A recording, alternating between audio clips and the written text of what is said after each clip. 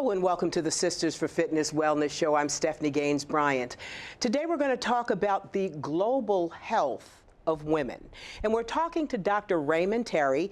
He's at Morgan State University and he is a Policy Research Associate Global Initiative. Welcome. Thank you. So let's start off by talking about the fact you are very well traveled. You've been pretty much everywhere from Honduras to Africa, China. You've been around the world. Okay. And one of your initiatives has been healthcare. Yes. And women in healthcare. Yes. So what would you say is the primary issue concerning women, affecting women, impacting women around the world? I know that's a big question. So what would you see as, through your travels, what would you see as the primary concern? Well, two things. One is inequity in all areas. Secondly is health disparity and the global issues around certain women health issues such as cancer, cervical and breast cancer, HIV/AIDS, stress, mental illnesses, but also not having the capacity in some countries due to cultural taboos to be into leadership roles, to make a difference in the country, to become change agents. And a part of what I think we need to do is that we've got to make a movement or have a movement to train change agents in the area of capacity building, more specifically women.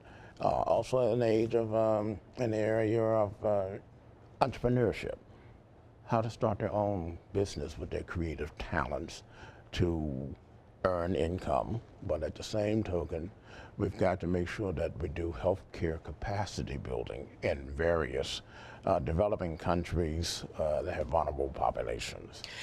For example, things or the issues may be different in China opposed to Africa. Yes. What have you seen as far as women of color in Africa? What are some of the issues that you've seen? I think some of the issues have been moving into leadership roles, number one. Then secondly, the fact that many of them are living in sort of states of poverty, in which it's sort of difficult to get out of. Part of it is a result of environmental issues that are involved. Secondly, a part of it is the cultural taboos that are occurring in reference to how men perceive women in certain countries. And the other aspect of it is the fact that women have a tendency to not really take the risk to move forward in countries that are male-dominated. And that has to change. We've got to change them to realize that they are and do, and many have in the past become innovative people. They've become advocates for their own rights and equality, but they've also become advocates for enhancement in healthcare. We've also seen, or we also know, that the rate of breast cancer, for example, it's high here among African American women, primarily because we don't get treated as early.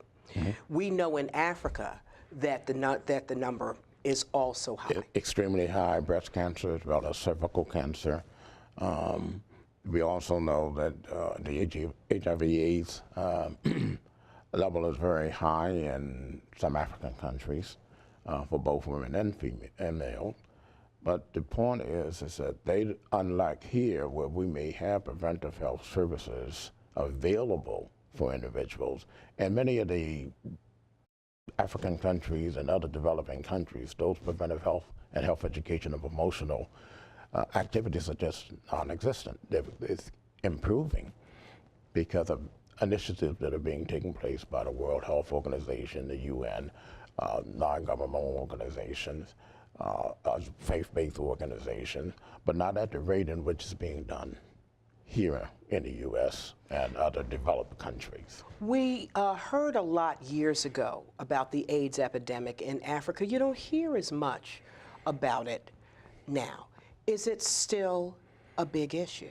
It's an issue. It's a big issue, but it has been addressed via a number of international initiatives that have taken place from the World Health Organization, from the UN, from funding agencies such as USAID, the European Union. So it is going into some state of remission, but it is still a major issue that needs to be addressed.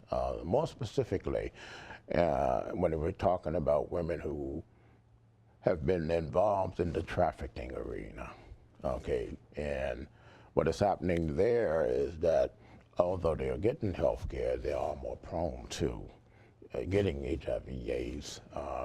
But at the same token, another issue that's come up with women in Africa and other developing countries is that they're beginning to what is referred to as aging out.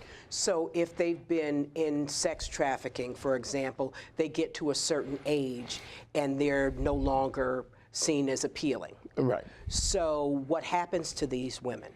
They are let go. And that's an issue that has to be addressed. What can we do for those individuals who are no longer appealing, as you use the term, and are no longer employed? Can we use some of the skill training that we have to give them other skills to survive? So what do they try to continue on with the business once they're deemed as not as valuable and they're kicked out of whatever system? So they try to move on in other ways. And probably are doing the same thing but trying to do it on their own. And they don't have the management skills of the organization. Not that I'm advocating that they need the management skills or that, but there's got to be another way in which we can come up creatively as agents of change to give them opportunities for other types of employment which will allow them to survive economically, as opposed to exposing them to further dangers in reference to diseases that are an outcome of the sex trade. Well, let's talk a little bit about South America, and you've been several times. The fact that if you're going into these countries and you're trying to empower these women, and there are a lot of social things going on in the country that's preventing that from happening. A lot of these countries are in disarray, in varying states of disarray. How do you overcome that in a place, for example, like Honduras? What you try to do is identify individuals within the country who are also leaders and advocates, sit down and talk with the people, engage them in conversations on, as it relates to health promotion, health disease prevention, policy intervention, and try to train them to become advocates on behalf of their own health care, on behalf of their own economic development in their countries. So you work very closely with NGOs. There may be NGOs that are operating in a country, and that's non-governmental organizations, which can either be private or public, that work with engaging the individuals in wholesome discussion.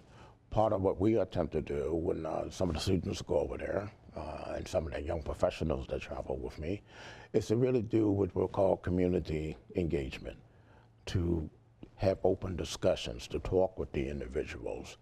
We realize that in some countries, that is putting them at risk once they start talking. That's what I was wondering. And we know that they'd be more subject to some perhaps other violent kind of reactions to them mentioning whatever the issues may be. But it has to happen. It has to happen. It's got to change. Just as inequity and the disparities in relationship to women in job market, in the healthcare arena. Most recently, the World Health Organization did a series on an individual who, for a number of years in Afghanistan, was not even allowed to come in. She was female, and her name was Delhi, and Dr. Delhi, and she wasn't allowed to come into the Ministry of Health building, okay? And then once the Taliban was sort of dealt with militarily by the United States, she later became the Minister of Health. Right? So risk is involved, but then they're at risk anyway. okay, in terms of domestic violence, in terms of the way they're dealt with politically, their lack of role in policy decision making. And so we have to work with them to get them the type of skills. So one of the approaches you can take is to work with a given university, okay, in a particular country. And that's what you've done And that's over what the I'm years. trying to be doing over the years, okay. And tell us about that. Well, what happens there, we try to establish what we call memorandum of agreements with universities, in this case more specifically in healthcare, to provide and enhance the services for capacity building, infrastructure development, but at the same token to train them in leadership and advocacy, to become involved with policy decision making. Then we have a process whereby some of their students can come over. It's called the exchange program. And a lot of universities have their students come over here from developing countries and take courses at whatever level, undergraduate level, master's, doctoral level. Our students can go to those respective countries and take on. But the way in which I'm trying to encourage the MOUs at Morgan, we also talk about capacity building. We talk about access roads. We talk about building healthcare facilities and supporting organizations who want to do that, like the AME Church, Episcopal Church, goes into a number of countries which operates out of Washington, D.C. They build health facilities, hospitals, and then we then come in and help train the individuals, okay, to be nurses or to be laboratory technicians or pharmacy technicians, looking at health information, how to transfer that, but also to conduct health promotion and disease prevention programs. You've taken a lot of young adults on these trips. You don't want them called mission trips. What name would you give? I usually use the term experiential learning trips, okay, where they're actually participating, okay, in helping to enhance the delivery system for a period of time while they're there, but they are observing of what needs to be done so that when we come back, we can try to put together some action plan, as a term that's used around here, to address those issues either through a university or through the organization that we go through, like the Episcopal Diocese of Maryland, and actually make a difference. It's not a major difference, but ultimately it becomes the stepping stone to make major changes. The students themselves will come back and say it's an eye-opening experience. I use the term experiential learning because I don't want them to get that confused with a tourism trip or a mission trip.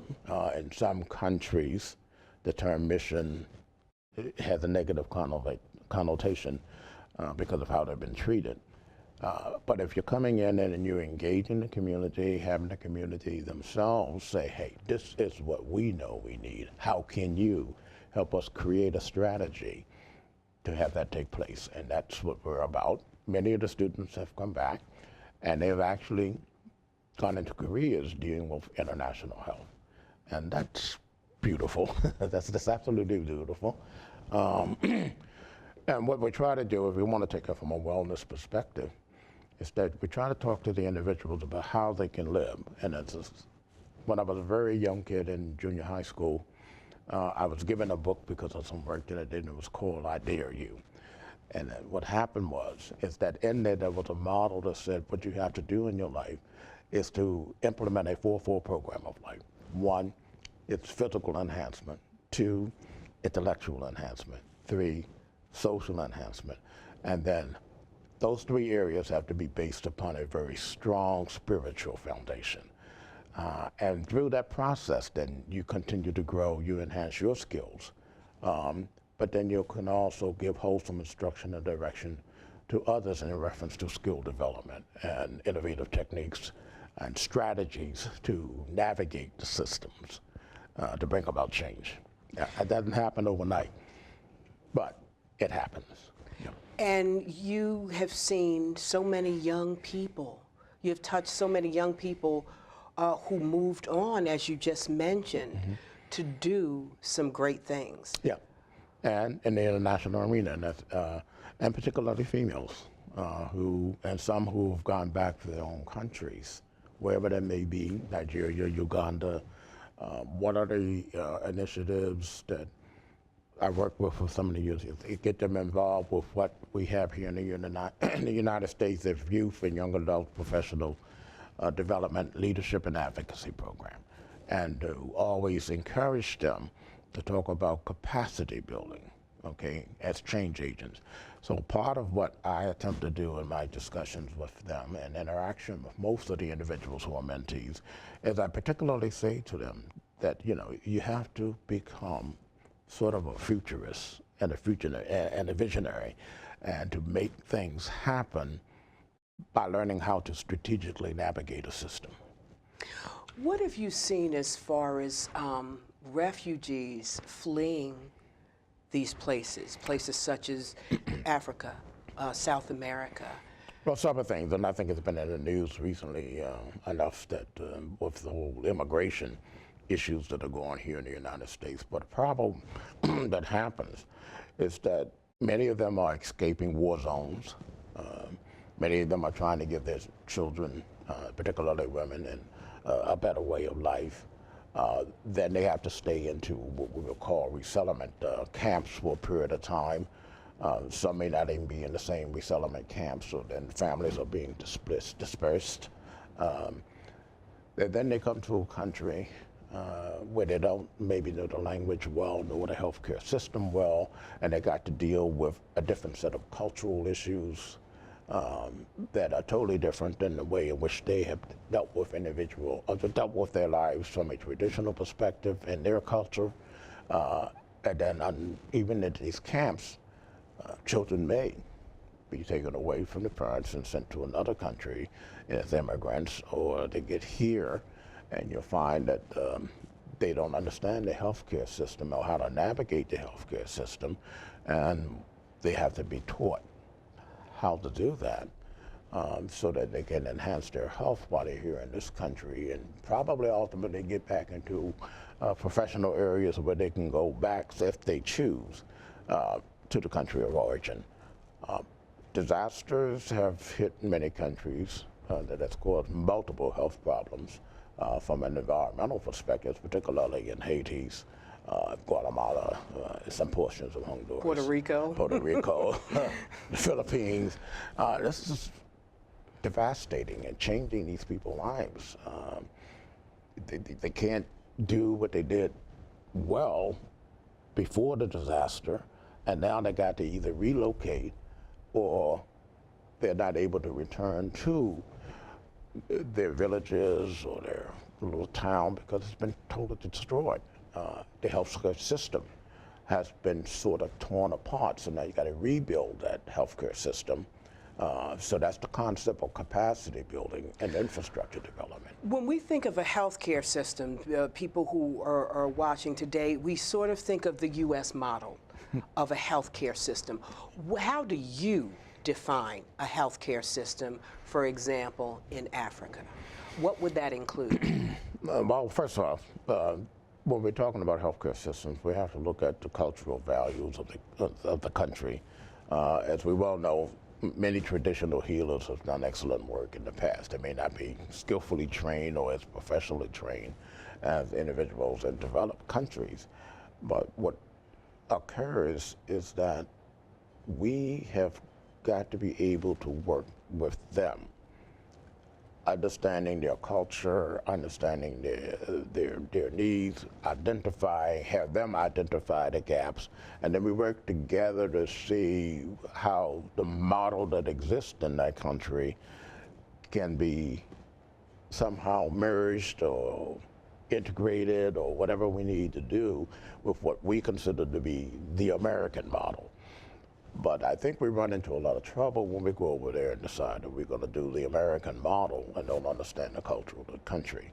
The combination of the both may be more beneficial also to what we need to do here in the United States.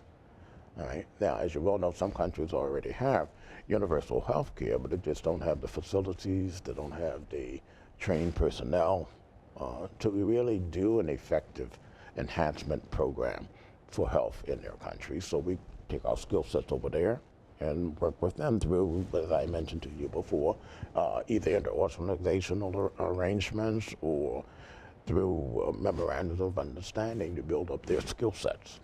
And what happens is that they wind up helping us to build up our skill sets. So we learn from them, they learn from us.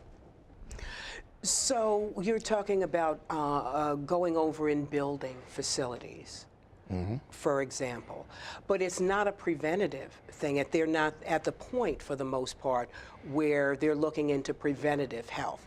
It's whatever that need is immediately. So you're trying to get them to move towards more preventative health measures. I would say both simultaneously, to provide health promotion, disease prevention, education, as well as to begin to develop facilities by which they can have access to get curative health care, preventive health care. Part of what most people do not realize is that in developing countries, that because of what has happened through various mission trips and other healthcare providers going over, is that the population is getting older. And same thing here. In the United States, the population is getting older, so they're having chronic diseases that they've never had to deal with before, and we've got to learn how to address that. Here we do have geriatric medicine, there they may not. So how do we interact so that we can take care not only the young and the youth, but also now how do we deal with this aging factors of most vulnerable populations in countries. When you have to go 3 or 4 days to get to a healthcare facility, that's a problem when you're in pain. When you're walking, that's a problem. In Haiti, one initiative has been able to have access roads built to get them to the healthcare facilities better. But then all of a sudden you get a hurricane, so the facility is destroyed. So we got to go back over and sort of work with them, and I mean it seriously, really work with the people in the country and the identifiable professionals in those countries to do what we call capacity building again and get the infrastructure together. You talked earlier in the program about empowering women, especially in African countries, learning or showing them how they can have their own business, how they can empower themselves. Let's talk a little bit more about that. Well, not only in that country, but also here in the United States, to let them know that there's a concept that I usually like to employ that actually comes from a Japanese business concept, which is globalization, where you can actually open up a business or start an LLC here, also provide services here, but you can have an impact globally through consultancy processes. Now, if you take the state of Maryland, you can get an LLC, open up and be a consultant and use consultants, not only to provide healthcare services in vulnerable areas here in the United States, but also internationally and globally. But your base is here. And I think we need to encourage individuals, and more specifically women, to become social entrepreneurs in relationship to developing health care, in relationship to education and literacy training. And we have those skills. And the person can do that on their own with their own business if they so choose to do that. So I try to encourage individuals that I work with and mentees that I work with, think about owning your own business. Okay. But what kind of businesses would involve that? What are we talking about? Well, in the United States, even if you're just dealing with populations here in the United States, individuals or women can open up LLC healthcare facilities, home healthcare agencies. They can also do individual consultation, provide psychological stress in relationship, counseling in relationship to domestic violence. Which is a major problem even in this country. Okay, and even more so in developing countries. but then you can provide the consultation that's needed to individuals in developing countries, and also consultative services in relationship to people who are in that resettlement mode, you know, that have had to leave their home country, come here, don't know how to adjust. How do you make those contacts?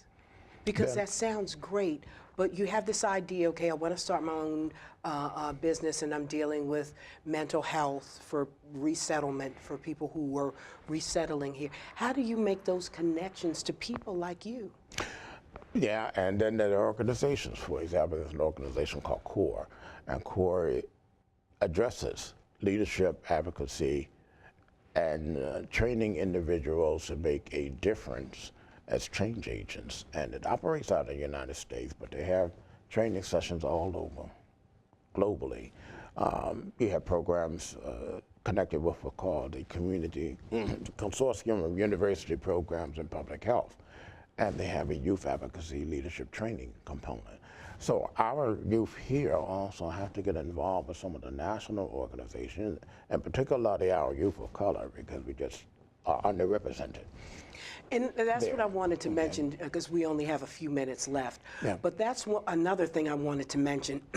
Years ago, I was wondering, or I wondered whether HBCUs would be relevant 20, 30, 40 years from now.